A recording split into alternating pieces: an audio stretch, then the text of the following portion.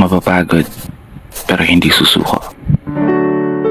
Alam mo ba na may dalawang uri ng pagod na pwede mong madama?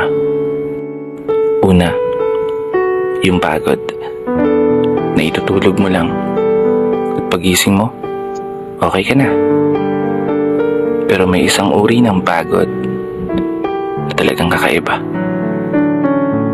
Yun ay ang pagod na hindi nadadaan sa pahinga. Isang pagod na magpapahiwatig kung gaano kabigat ang mga problema mong daladala.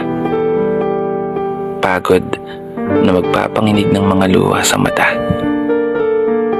Pagod na magdidikta sa'yo para sabihin ayaw mo na.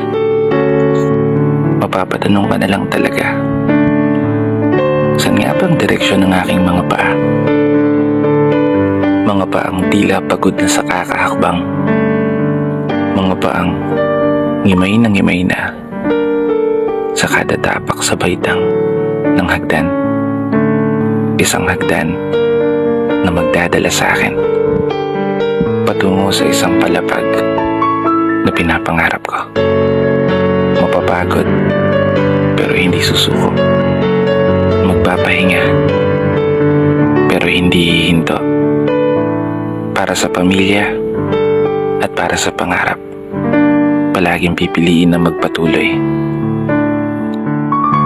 Kasi alam mo, kung ang pagod ay kapalit ng magandang kinabukasan, wala kang dahilan para sukuan ng pagod.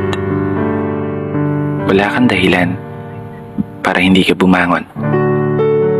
Wala kang dahilan para tuluyang magpalamon sa pagod na magbibigay sa iyo ng mga hamon at pagsubok na susukat sa iyong katatagan at kagustuhang makaahon, kagustuhang umasenso at kagustuhang magtagumpay at tuluyang makamtan yung magandang buhay na gusto mong mapasakamay.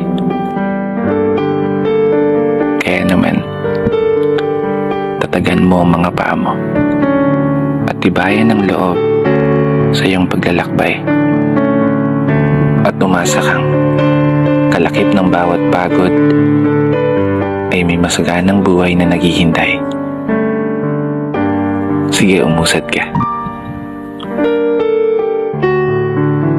Dito na nagtatapos.